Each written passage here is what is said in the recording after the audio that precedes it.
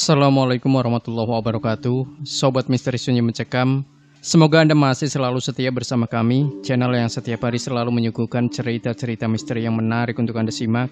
Seperti kisah berikut ini yang sudah kami siapkan untuk Anda. Sebuah kisah misteri yang berjudul Rumah Kontrakan Bekas Pesugihan.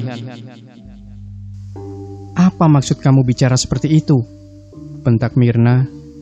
Ya, sekarang coba jelaskan siapa laki-laki yang dekat-dekat dengan kamu kemarin. Aku udah mergoki kamu, nah. Kamu gak usah ngelak. Balasku dengan nada yang mulai meninggi. Dia bukan siapa-siapa, cuma teman kerja. Sumpah ya, jawabnya. Sudah. Kamu dari dulu emang suka cari alasan aja. Tutupku sambil melengos keluar kamar. Aku kemudian tidur di sofa malam itu. Akhir-akhir ini, rumah tangga kami memang sedang tidak harmonis. Aku lelah dengan pekerjaan yang menuntutku lembur tiap malamnya. Begitu pula istriku yang kerjanya jadi seorang perawat. Hampir 18 jam dia harus berada di rumah sakit.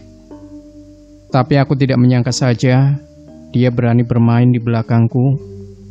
Saat aku menjemputnya pulang kerja kemarin, aku melihat dia sedang asik ngobrol sambil senyum-senyum dengan seorang lelaki.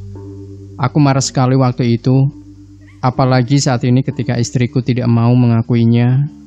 Selain itu, aku juga sedang dihadapkan masalah di kantor. Kerja lembur membuatku cepat lelah, sehingga banyak pekerjaan yang tidak teliti ku kerjakan. Bos memarahiku hari ini dan mengancam akan memecatku kalau aku sekali lagi tak becus mengurusnya. Keesokan harinya, aku akhirnya pulang ke rumah orang tuaku untuk menenangkan pikiran. Agar aku tidak melampiaskan kemarahanku ke istri dan berakhir dengan hal yang tidak kuinginkan nanti, aku memilih menjauh saja untuk sementara. Seperti biasa, di rumah aku ditanyai macam-macam oleh ibu. Kenapa bertengkar? Ada masalah apa? Memangnya kalian sudah gak cinta? Dan segala pertanyaan lainnya. Kalau boleh jujur, aku sudah cinta mati dengan istriku. Hanya saja aku kecewa saat dia berani mengkhianatiku. Namun, ada kejadian aneh setelah aku berada di rumah orang tuaku selama kurang lebih 3 hari. Mirna menelpon dengan nada yang terdengar ketakutan. Halo ya, tanyanya. Ada apa nak? Tanyaku khawatir. Aku semalam ketemu kamu di kamar, katanya terdengar panik. Maksud kamu? Aku kan di rumah ibu 3 hari ini. Nggak ada balik ke rumah sama sekali, kataku heran. Iya ya, aku tahu. Tapi karena semalam aku kangen banget sama kamu, aku jadi ingin tidur di rumah daripada di rumah sakit. Terus aku ingat kamu tidur di sebelahku pas aku udah terlelap. Aku ingat juga kamu minta cium ya. Jelas Mirna panjang lebar. Ada yang tidak beres ini, kataku dalam hati. Jujur saja, ini baru pertama kalinya terjadi semenjak aku pindah ke kontrakan itu. Aku pindah kontrak karena aku tertimpa sial di tempat kerjaku, sehingga tidak sanggup membayar tagihan rumah yang lama. Lagi pula, harga sewa rumah ini sangatlah murah. Jadi tagihan rumah ini tidak akan memberatkanku selagi aku bisa mengumpulkan uang lagi untuk kebutuhan masa depan. Namun, sejak aku tinggal di rumah ini, beberapa kejadian aneh terus-menerus menghantui keluarga kami. Salah satunya apa yang diceritakan oleh istriku. Sebenarnya bukan hal itu saja yang terasa janggal. Aku, istri, dan anakku semua merasa diganggu dengan penghuni rumah kontrakan itu. Pernah suatu malam, aku terbangun dan melihat bayangan yang duduk di luar jendela. Saat itu aku berpikir kalau itu mungkin istriku saja. Akan tetapi aku baru sadar saat pagi hari kalau istriku menginap di rumah sakit malam itu. Selain aku, anakku juga sering diganggu. Ia tidak pernah mau pipis kalau tidak ditemani aku atau istriku. Fajar takut ya kalau diliatin genderuwo terus. Makanya ayah jagain Fajar di depan pintu, katanya saat itu. Namun, kemunculan makhluk yang menyerupaiku itu benar-benar mengkhawatirkan.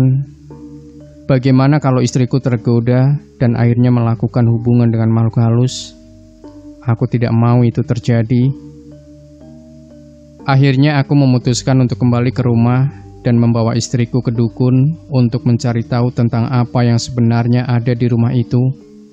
Rumah itu jadi tempat pesugihan pemilik kontrakan, Mas, kata dukun yang ku ketahui namanya Mbah Narjo. Wah, berani sekali dia menipu kita, kataku kesal kepada istriku. Ia kemudian mengelus bahuku agar tenang. Makhluk yang menyerupai suami Mbak kemarin itu adalah pemimpin para makhluk jahat di sana. Ia adalah kakek tua bungkuk yang dikuburkan tepat di bawah lantai kamar kalian, lanjut Mbah Narjo. Kami bergidik ngeri mendengar penjelasan beliau. Pantas saja rumah yang bisa dibilang bagus itu disewakan murah sekali. Ternyata ini alasannya. Mereka sebenarnya tidak akan menyakiti kalian. Mereka cuma iseng aja. Hanya saja, si kakek ini sepertinya suka dengan istri Mas. Jadi dia seperti mau mengelabui istri Mas, katanya. Mbah Narjo menyalakan lagi dupa yang sebentar lagi akan padam. Setelah itu ia melanjutkan hasil terawangannya. Kalian akhir-akhir ini sering bertengkar kan? Tanyanya. Kami berdua menoleh ke arah satu sama lain. Kok beliau tahu? Iya Mbah, kemarin kami bertengkar hebat sampai saya pulang ke orang tua saya, jawabku. Lagi ada masalah di keuangan juga? Tanyanya sekali lagi. Dukun ini benar-benar hebat. Iya Mbah, saya hampir dipecat karena tak becus bekerja, jawabku. Begini saja, lanjutnya sambil mengelus jenggot panjangnya. Kalian tinggalkan saja tempat itu dan mencari rumah lain.